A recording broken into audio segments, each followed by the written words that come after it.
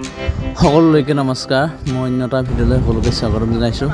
আমি গাঁৱৰ যুৱকসকলে লগ লাগি চিন্তা কৰিলোঁ অলপ ফুৰিব যাওঁ।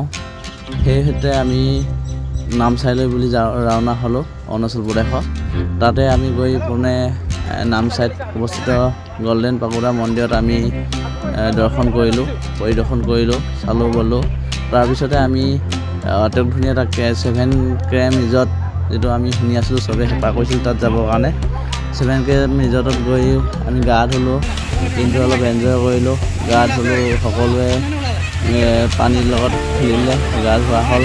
তাৰপিছতে আমি আন এখন ৰিজৰ্টত গৈ পিনি ক'ল্ড ড্ৰিংকছ, ঠাণ্ডা অলপ ড্ৰিংকছ কৰিলোঁ।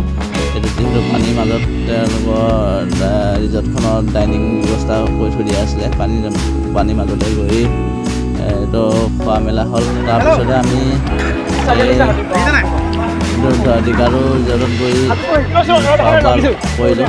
তাতো বহুতখিনি ভাল লাগিলে, এনজয় হ'ল ধুনীয়াকৈ। আমাৰ জয়ন্ত ভাই, ঘনকান্ত, কমল হাজৰিকা, পুতু আৰু পুলক, এনেকৈ আমি 6জনমান আছিলোঁ।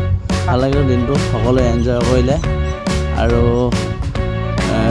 আপোনালোকেও আহক, নামচাইত বহুত সুন্দৰ জেগা, প্ৰাকৃতিক পৰিৱেশে বিৰাজমান আৰু বহুকেইখন ৰিজৰ্ট আছে। 7 কেএম ৰিজৰ্ট তাৰ ভিতৰতে এখন, কেইবাখন ৰিজৰ্টতে গা ধোৱা সুব্যৱস্থা আছে। তো আপোনালোকে পাৰিলে আহক, এটা চাবলগীয়া আৰু সুন্দৰ প্ৰাকৃতিক পৰিৱেশে বিৰাজমান ঠাই। তো ভিডিঅ'টো চোৱাৰ বাবে সকলোকে ধন্যবাদ জ্ঞাপন কৰিলোঁ। পুনৰবাৰ লগ পাম, এনেকৈ ভিডিঅ' দিবলৈ চেষ্টা কৰিম। আপোনালোকে লাইক, কমেণ্ট আৰু শ্বেয়াৰ কৰিব। ধন্যবাদ।